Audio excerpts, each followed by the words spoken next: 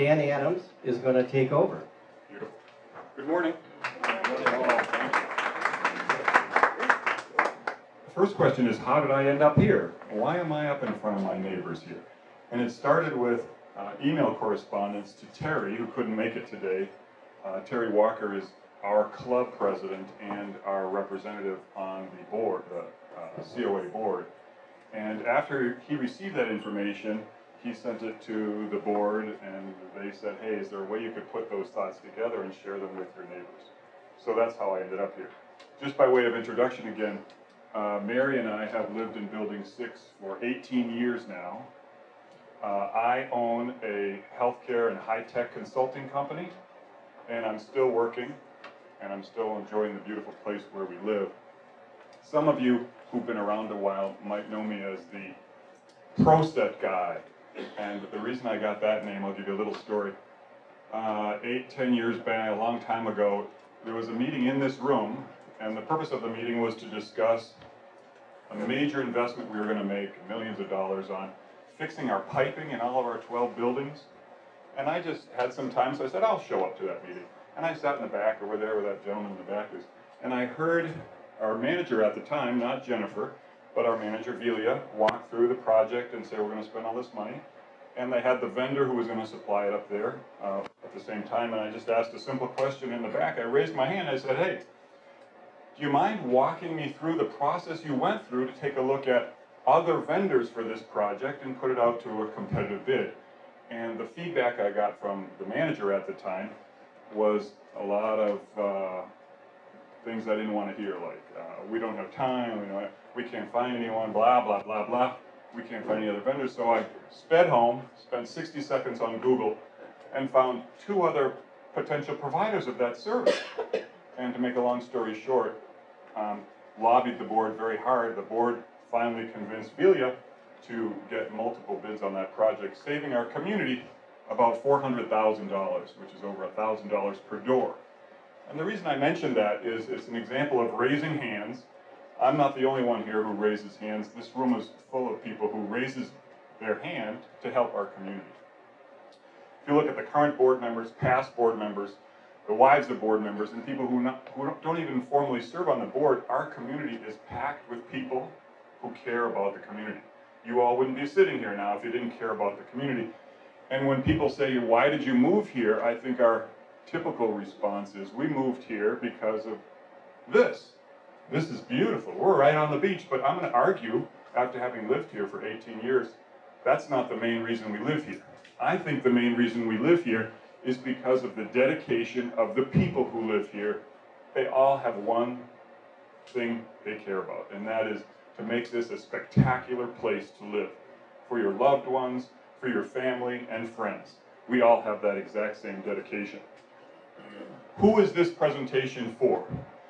This presentation is not for those who have come here today and who have already made up their mind they're going to vote no.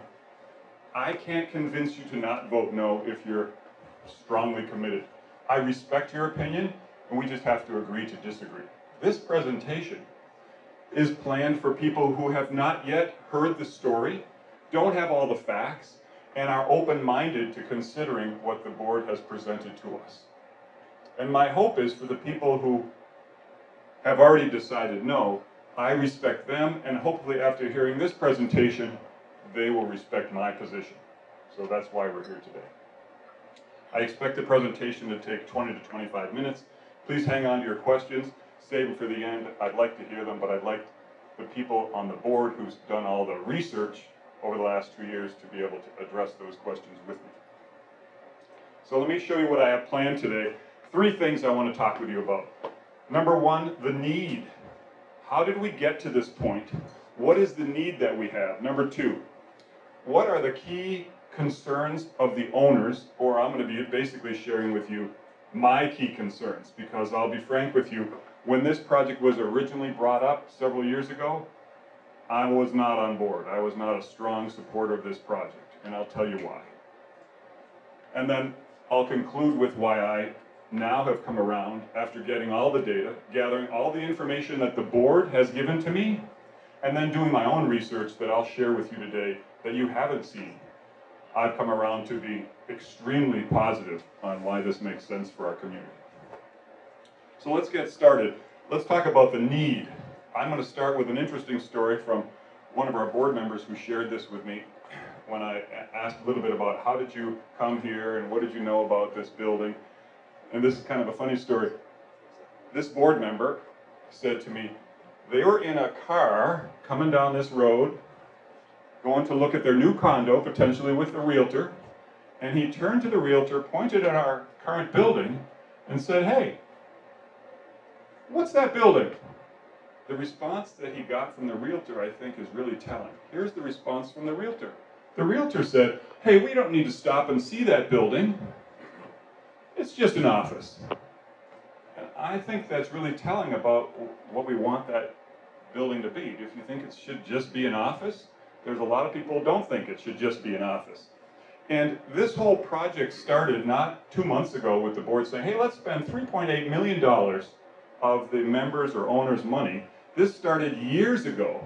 And it started after they started to think about what we need to do to that building to get it up to code and make it functional from a maintenance standpoint. And you have to understand the history of Barefoot Beach. Club 1, I think is what it's called. The first 3 buildings are shown up in the corner.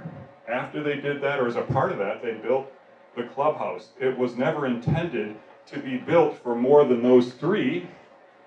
Now we have 12 buildings. So that building that we currently have is well undersized, and it needed to be replaced long ago. It's much too small for the needs that we have. It's currently 27 years old. Elevators need to be replaced, big dollars there. Windows need to be replaced, so there's big dollars that are going to be necessary there. And as soon as you start making big changes to a building, the Americans with Disabilities Act starts to come to play, and we have to start thinking, are we going to make our building disabled ready for those people who need a little help? I'm going to talk about more need. This is very frustrating to me. When I get about weekly an email from Dee or Jen that says, hey, your club fitness center, if you can really call it a fitness center, our club 3rd floor, if you will, is going to be closed again. I put again in there in my parentheses because I get frustrated when I see this. Because there's a meeting below, and they don't want anyone making noise during the meeting because of the design and the craziness of that setup over there. How about this one? Once you do get up there, there's a big sign that says you can't run on the treadmills that we have. Why? Because they make too much noise. I know to a lot of people who care a little bit about fitness, these things are just crazy in my mind. Let me talk about, now we're going to shift to number 2 thing I want to talk with you about, which was the key owners' concerns. And I'll just be again frank with you, these were my concerns early. These are the things that I was concerned about. Number 1, my neighbors. My neighbors in buildings 3, 4, and 5. Why do I care about them? I have empathy for them, and I'm hoping that if 5 years from now, the board at that time decides to remove the pool outside of building 6 and put in, I don't know, a bocce court or a croquet area, arguing that we already have a new pool outside of our new clubhouse, I'm hoping that all of you would come and have empathy for me, saying, hey, wait, that doesn't make a lot of sense. We should care about our neighbors. So I really care about the view and the sound and the parking outside of this area, and that initially for me was a very, very big concern. Second, I have dedication to fitness and wellness. I work out every single day, so you'd think, oh, I'm going to be really in support of this. And the answer couldn't be further from the truth as far as supporting it because of the usage. I probably won't use this. In the last 18 years, I think I've used that health 3rd floor maybe 10 times, but yet I work out every day. And how do I do that? We've decided to find workout facilities elsewhere. So we belong to a club outside of Barefoot Beach. But yet I still feel, after having seen all the data, hey, this building makes a lot of sense. So the don't need, won't use was a key concern of mine initially. And then the investment in cost is a significant investment, depending upon how you look at it, it's a significant investment. I want to talk with you about all three of those concerns. The three key concerns for buildings 3, 4, and 5, I put into these areas. The view, potential blockage of view that they have come to enjoy, the parking issue, and lastly, the amount of noise, the sound. And so let's just talk about the view. Here is a picture of the current view, a generic current view from the building across the street. That would be building 4 across the street. I want you to draw your attention to the small little line that I drew in the upper right corner of the picture. And I'm going to go forward to after. That will be the difference. I'm going to go back and forth again. Here's the current view, after. And it's the way the building is tilted that although the building is getting a little bit longer, because the way it's tilted and the other building's tilted, this is the difference. So once again, current view, after view. This was kind of a shock to me to see that. Parking. Let's talk about parking. Initially, there were rumors going around that we were going to end up putting parking like over here, and the county was going to make us put parking, and we were going to put a parking structure. I don't know, people were all whipped up, oh, we can't put parking there, blah, blah, blah. But bottom line is, the facts are that there's going to be no additional parking on club or COA property. And when you get your voting documents, and you can pick them up today, I believe, too, it will clearly say in very, very strong terms the following. There'll be no additional parking required. It'll be very specific. So for those of you who are concerned we're going to turn across the street into a parking lot, that is not going to happen. Let's talk about the sound. There'll be no change to the usage of that current area as far as time. I was very worried if they were going to have night pool parties out there and big gatherings at night. That's not fair to the people across the street or the people right next door. So I've received strong assurances that this is true. There'll be no change in the hours of operation. Again, will be dawn to dusk. And let's talk about the distance that we have from their proposed new pool to building 4, building 5. It's about 130 yards away. And I live, just for reference, in building 6, and my pool is about 20, maybe 10 yards away. And I think most of the people who live in building 6 are very comfortable with that. I certainly understand that you could argue, well, you knew that when you bought it. And we did. At the same time, I can tell you it's just not an issue. I feel very comfortable that you shouldn't be seeing a huge increase in noise, and certainly not at night, because it won't be open at night. The next thing is, we won't use it. We already have a beach, and we don't need it. And certainly from my perspective, I already have a pool right outside my door. I don't need another pool. I don't need a fitness center. I have a beautiful one that's down the street. So selfishly, I was thinking early on, hey, this is a huge waste of money for me. And then as I got the data and all this information, then it became a no-brainer. Let's take a look at an example. The club that we belong to is Bonita Bay Club. Bonita Bay Club is right down the street, and I want to just share with you a little story that's extremely relevant. A year ago, 2 years ago, the board at the time said, we would like to replace the activity center and the pool. Very much like we're hearing right now. We want to replace our clubhouse and the pool.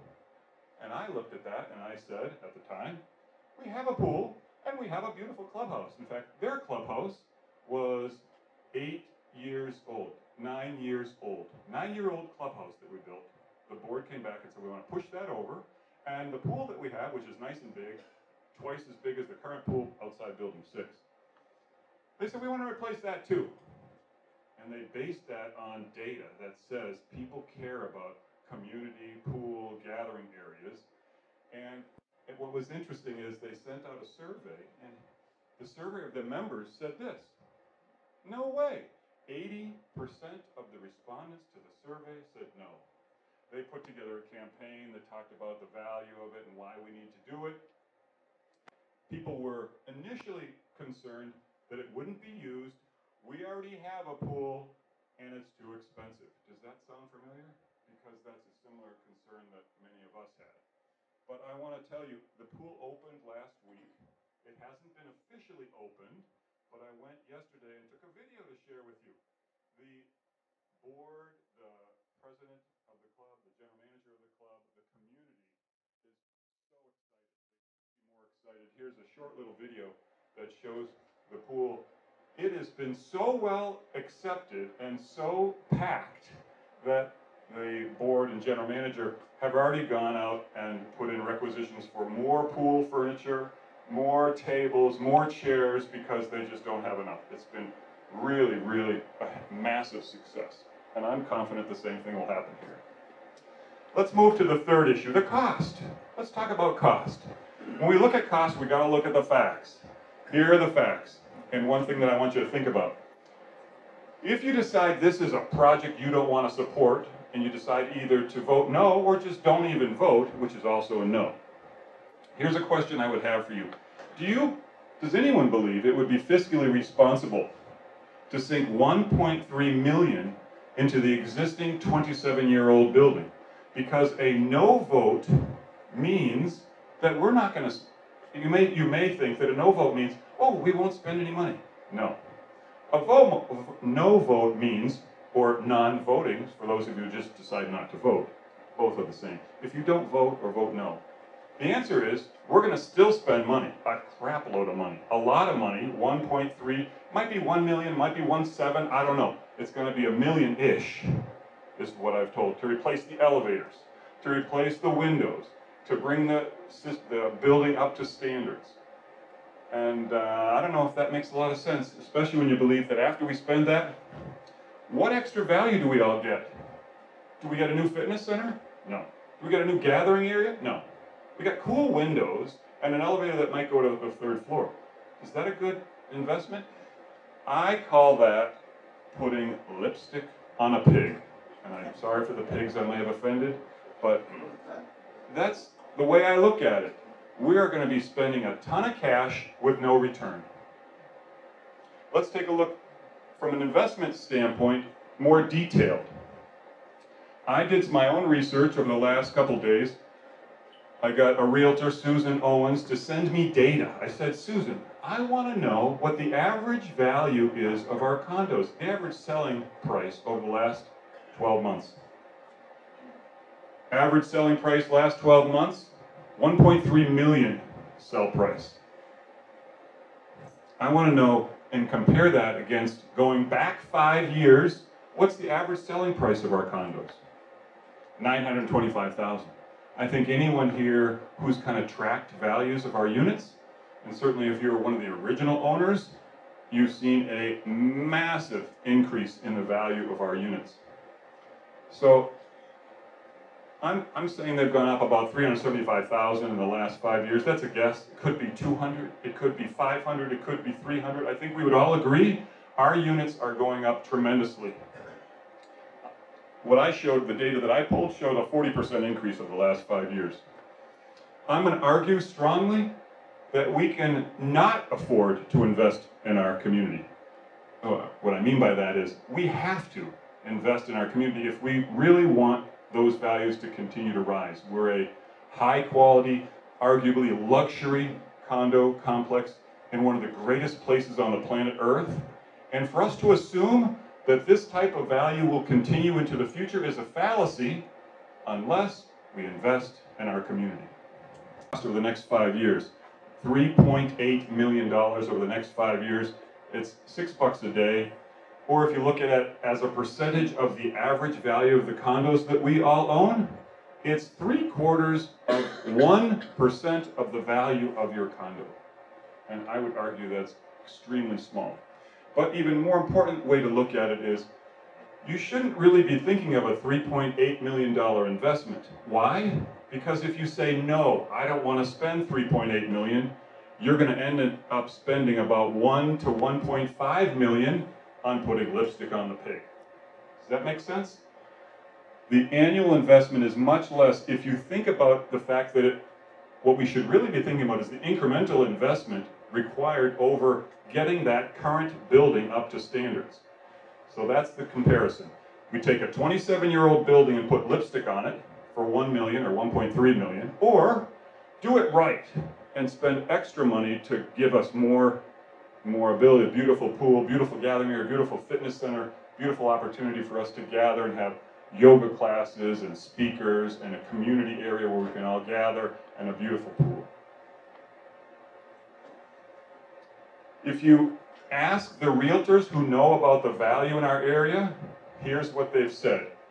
The bottom line, remodeling the clubhouse could be a help for certain buyers, especially those high net worth individuals that we want to attract. She gave examples also recently where we have lost business here. In other words, people did not buy in our community specifically because we don't have the amenities that our competitors up and down the coastline have. And she gave examples of Park Shore and Aqua, people who move to those areas because they have better amenities than we do. Doug Grant said, an updated and renovated clubhouse will have a substantial effect on buyers' perceptions of the community and its amenities relative to competing options. Now I want to summarize for you the 4 key reasons why I think strongly this investment is a no-brainer, and voting yes makes a lot of sense. There are 4 areas. Number 1, I want to talk about the trust that has been earned by the people who've been involved in this project and the board. Second, I'm going to summarize the value to our condos that we will see. Third, I'm going to review the need. And lastly, I just want to hammer home and make sure you guys feel really comfortable that voting no or deciding not to vote on this has huge consequences. It does not mean that you won't be spending money. You're going to still spend $1 million or $1 million or 1.3 million guesstimate. Let's take the first one, the trust. Why is it that I trust the people who've been involved in this project over the last 2 years and the board? The first thing I want to bring to light is the more and more I did my research, the more and more it became crystal clear to me that our neighbors who are serving us on the board have gone way beyond the call of duty to make adjustments and to show you they have empathy and they care about all your concerns. One example of that, here's some data that I pulled that's available in that flip book online. These are all the changes that they've made. This one was from March. There's even additional changes they've made. This is a summary of all the changes that are being made. Where did they get these changes? They just pull them out of their hat? No. They got the changes from you people, all of our neighbors, all of you guys, telling our neighbors who are serving us, hey, I want this change. Let's think about this. Let's think about this. And then we end up seeing the change. And that's beautiful to see that they're listening to us and they're making those changes. So they've earned my trust there. I heard Tom in one of the meetings I attended 2 prior meetings to gather data on this, and that's where I started to shift. Tom stood up and addressed all of us, and he said, because he knew the parking issue was really important, he said this, if we don't get the county, Collier County, to approve our parking plan, and the parking plan was that we do not need any additional parking space, we will not move forward on the project. And I thought that was really strong. Some boards might have said, hey, you know, if the county tells us that we need to add more parking spaces, we'll find some, he would have hidden it, you know, hey, we're going to find a way to put it behind some trees or something. That's not what he said. He made it very clear. If the county comes back and says, guys, when you expand that building, add more parking, we're not going to go forward. Now the county did come back, luckily, and the county said, hey, you don't need any more parking. So that issue's been put to rest. But I just think it's an example. There's many examples where they've really listened. Now I want to talk about past major projects involving millions of dollars, big investments, that those projects and the track record of those projects has said to me, the people who are serving us, who, by the way, aren't getting paid a lot of money. Are you getting paid a lot of money? They're not getting paid. They're up here just to serve the community. I think they deserve our trust. I mentioned the pipe lining issue before. We spent millions of dollars on fixing all the pipes in our building. That was a huge project. That went smoothly. Then there's paver projects. You might remember we put pavers all the way down the street. We put lights down the street. We paved the street on a big project. I think we had to vote for that. And again, on this one, we had to rally the community like we did on prior projects. Then we put the palm trees in. So those of you who've been around a while, you remember the palm tree project, and there were people who said, no, we shouldn't put palm trees in. There were people who said we shouldn't pave the road with bricks. There were people who said, don't put bricks around the pool. But at the same time, there were others who said, hey, that's going to make our community awesome, really great. And I think most of us look at these changes and said, you know, the board did an excellent job representing us. The pool project I just mentioned, where we paved the entire pool edge. The last several years, we've invested millions and they've done a great job there. Currently, what is ongoing and has been going on for a year and a half now, and will continue into all the clubs, is a beautification project. The beautification project is new lighting, new shutters, new tile on the outside of your building. I'm hoping you're seeing those changes. For those of you who have received those changes, I think they're all being received very positively. Another example of the board acting on our behalf and doing a great job. Again, earning my trust. How about the building color consideration? Do you remember that drama that occurred a year or two ago, where there were several members of our community who felt it might be time to freshen the look of our buildings and make a slight color change? And now you might say, Dan, why are you bringing that up? They didn't go forward with that. They didn't invest millions of dollars. And that's precisely my point. Another way I believe the board deserves our trust, they listen to the community. No matter which side of the fence you might be on, I respect your opinion. It doesn't matter what side of the fence I'm on. I look at the board and I say, look at how they attacked that project. They got feedback from everyone. They put a survey out, and then they came together as a board representing all of us. And at this point in our life, they said, no, we're not pressing forward with a change in the building color. And it's just another example, may come up in the future again, but I just want to focus your attention on the board's smart decision making. How about the mangrove trimming? For those of our neighbors who are on the other side of the road on the intercoastal waterway side, those mangroves are a big challenge, and it's a very, very tricky project to be involved with, and we've had our neighbors involved with that for years, trying to get approval from the county and the DNR, whoever else has to be involved. It's a lot of drama. And I just want to point your attention to the great work that they've done, and I think overall people would look at that and say the board has represented us again very well.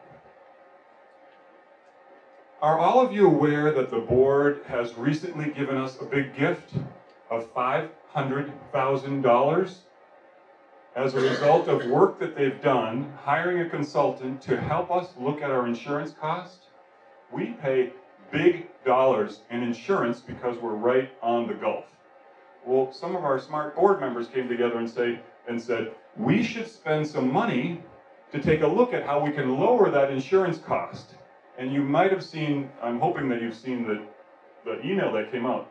They saved us $500,000 just by doing that survey and representing us well. But I want to tell you the real story. The real story is that they didn't save us $500,000.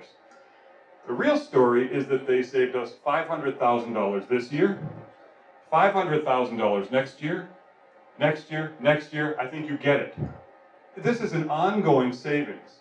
That ongoing savings over the next 5 years will be $2.5 million.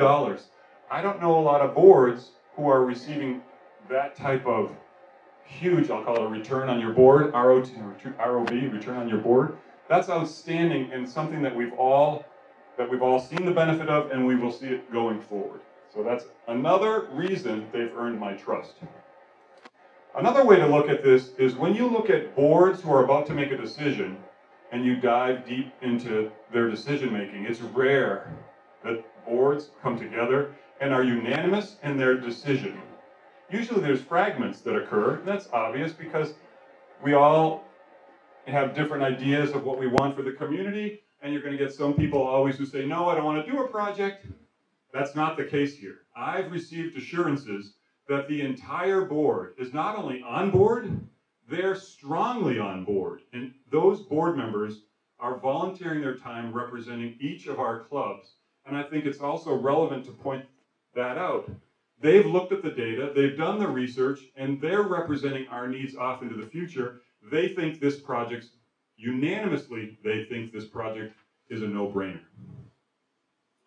Another reason that I believe they earn my trust, and I'm going to go with their decision-making. Look at the proxy that you're going to get, the voting material you're going to get on this project, and I want you to specifically look at this wording. This is extremely rare to see that a board has done this. The first line, the total cost will not exceed $3.8 million. This I've never seen, and I've seen a lot of board projects that come through on votes, not only this club, my other club, as they come and try to get us to vote what they want. This is extremely rare. Typically, you don't see words like that because, you know, the project could end up being 50 million, and they'll say, well, you guys voted for it. That's not the case here. Where do you think we got that wording? This wording came up in one of the meetings I attended.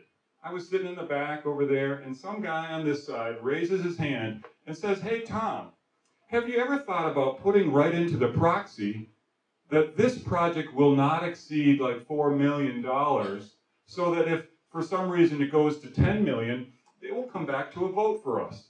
So I was kind of shocked to see that the board listened and ended up putting it right into the proxy, which is another reason they deserve my trust. In addition, they understand the parking issue is of concern. So rather than try to, you know, whitewash it and kind of say, oh, we're going to be thinking about that, or hey guys, don't worry about it, what they did is they put it right in the proxy. When you look at the voting material, it will clearly state this: no additional parking required.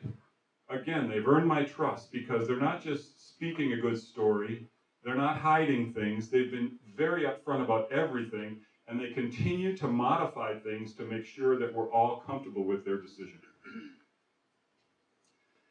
As we look at the investment, which was the second major reason why I think this thing is a no-brainer and deserves your strong yes vote, I mentioned to you that if you just look at this as a percentage of your market value of your condominium, this is pennies. And it comes down to dollars per day to keep our community at a high end, you know, the highest quality Gulf condominium complex in the south, in this area of Florida. This is really, I think we all know this is a spectacular place to live. We got a nature preserve right here. We're right on the Gulf, and to continue to keep, you know, the level that we've become accustomed to and the reputation of our community, I think this investment makes a lot of sense. I shared with you the need earlier. I think the need is a no-brainer. We got to do something. We got elevator problems. We got disability access to our building. We have windows that all need to be replaced. And if we're going to do something, the real question is, what are we going to do? There may be some of you here who feel, hey, it's a good idea to put lipstick on the pig. You know, let's spake 1.35 million and just put it right on that building. I just have a lot of problem with that. I don't see any value that we get from that. So for me, I don't think that makes sense. I said earlier too, what do people care about? Not only in our community, but if you look at this data and studies that talk about what do people care about in communities. The three pillars I talked about, the health, wellness, and social gathering spots are really hot. That's what people want. And again, we're going to spend $1.3 million if you guys vote no for this. What are we going to get for that? Beautiful new windows. Cool. 1.3 million in beautiful windows? I don't think that makes a lot of sense. So in summary, I know there's no perfect solution. Although I'm 100%, 110% behind this, there are pieces of this I don't like. I still don't like. But when you compare against a vote of no, I still think it's a no-brainer. There will be some of our neighbors who, for whatever reason, are still going to vote no, and I respect you for that. I'm just hoping that after you've seen this presentation, you now know where I'm coming from, and I'm hoping I've convinced some of you, hey, this makes sense. I'm hoping that you'll vote yes on this project based on those 4 keys. The trust that we should have in our neighbors who are serving us on the board and who are unanimous and strong in their opinion, this makes a lot of sense. The need that is like a no-brainer, we need to do something. And we also need to make sure that we're meeting everyone's needs, and that's the social and the health and the fitness. And if we just look at condo values, I think it's a fallacy to sit here and believe that the increases that we've become accustomed to in the value of our condos over the last X number of years, I don't think it's fair to say that will continue unless we continue to invest in our community. If you guys believe that not voting or voting no for this project means that you're not going to spend money, you're wrong. We are definitely going to spend money. All we need to do now is direct the board. Do we want you to put lipstick on the pig and just kind of put some new windows in and take $1.3 million in fixing up a 27-year-old building, or do we want to do it right? And in my opinion, doing it right is the project they've put forward to us. So thank you very much.